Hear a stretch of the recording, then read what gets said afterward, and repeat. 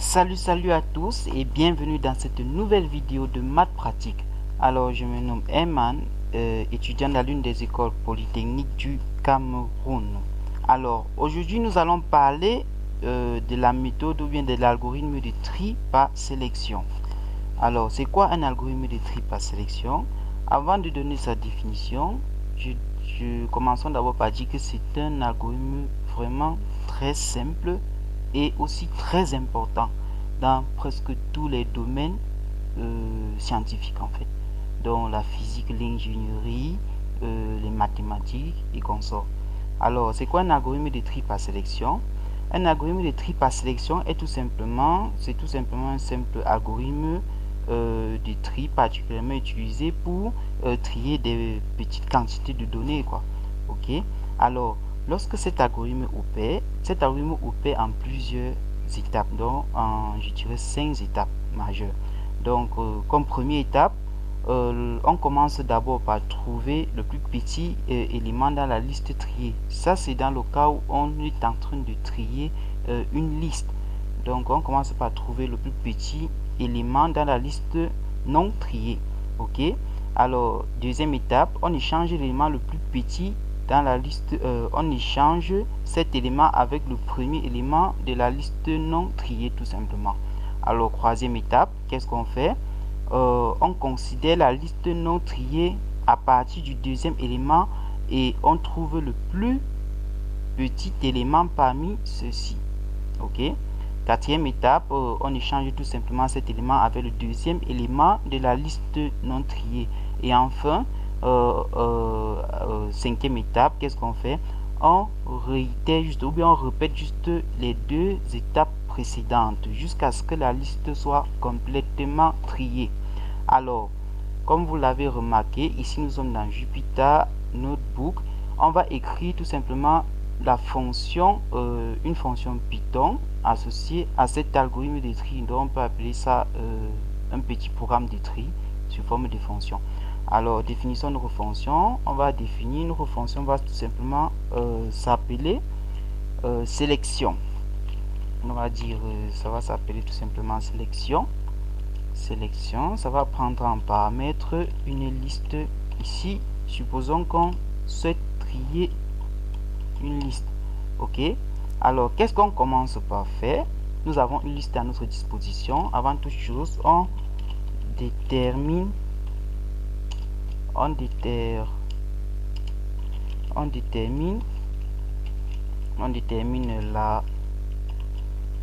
la longueur de notre liste. Ok. La longueur de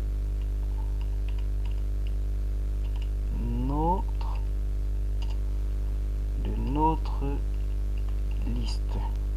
Ok, nommons cette longueur n. On va simplement dire que n est égal à len, la longueur de notre liste, qui est tout simplement lst. Ok. Alors, qu'est-ce qu'on fait?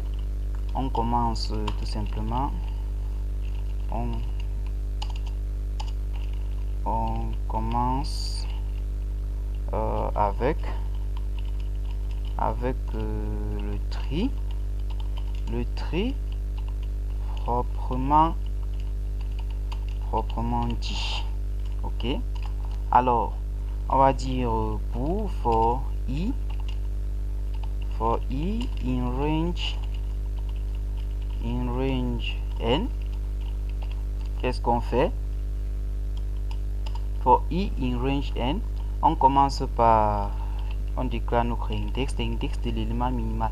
Ici, je veux l'index de l'élément minimal. Pourquoi? Parce que ici, c'est un cas particulier. Je souhaite trier ma liste et classer ces éléments par ordre de grandeur croissante, c'est-à-dire du plus petit au plus grand. Donc ici, on va être focalisé sur l'index de l'élément minimal qu'on va nommer index min. Index min, on va initialiser ce bonhomme à i, tout simplement. Ok.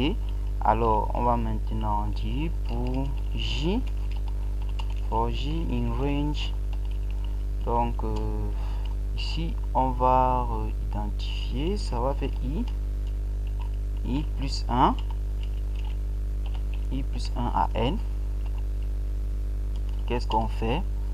For j in range i plus 1 à n, on va dire si, donc if lst ind min.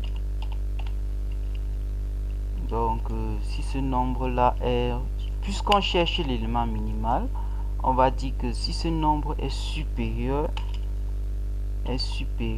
ou égal tout simplement à lstj, ok, puisqu'on cherche l'élément minimal, donc si ce lst min est tout simplement supérieur à lstj, alors qu'est-ce qu'on fait? À notre ind min, on affecte tout simplement j. Ok, à ind min on affecte tout simplement j. Ok, qu'est-ce qu'on fait par la suite? On va dire à lsti ind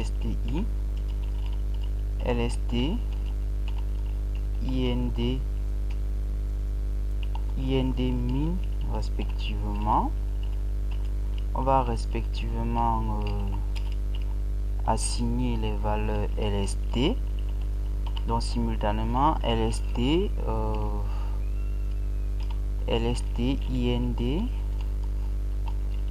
min et lst lsti tout simplement. Ok, donc lsti, dans l'élément d'indice i de notre liste, on affecte l'élément d'indice ind min, et simultanément l'élément d'indice ind min, on affecte l'élément d'indice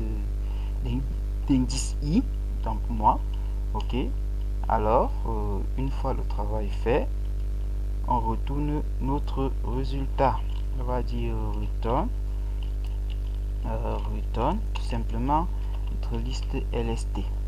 Ok, alors testons à présent notre fonction. Donc ici on va tout simplement écrire test de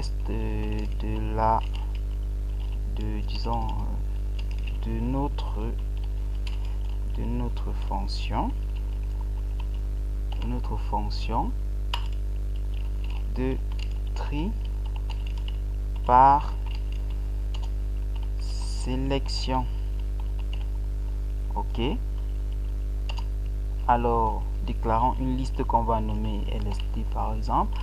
On va dire lst est tout simplement égal à, disons 1 3 4 23 1 8 9 7 90 8 6 78 45 et 3, disons 45 encore. Ok, alors on applique notre fonction sélection à cette liste nouvellement créée nommée lst. Alors qu'est-ce qu'on a? Voilà. Ok, alors bon, voilà ce qu'on a. On voit très bien que ces éléments sont classés par ordre de grandeur croissante. Ok, je note, j'insiste encore sur le fait que ça c'est un programme, le programme associé à l'algorithme, ou bien un programme associé à l'algorithme de tri par sélection. Alors on a 1, 8, ok, 3, 8, 4, 6, 8, 8, 23, 45, 45, 78 et 90. Ok, alors c'était tout pour cette petite vidéo.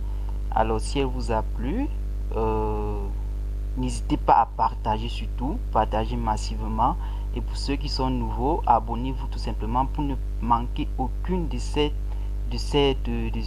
événements, donc de ces produits concrets qui tend plus vers le concret, quoi, donc vers l'utile. Donc cliquez sur le pouce bleu, activez la cloche de notification pour ne manquer aucune de nos vidéos et partagez massivement. D'ici là, portez-vous très bien.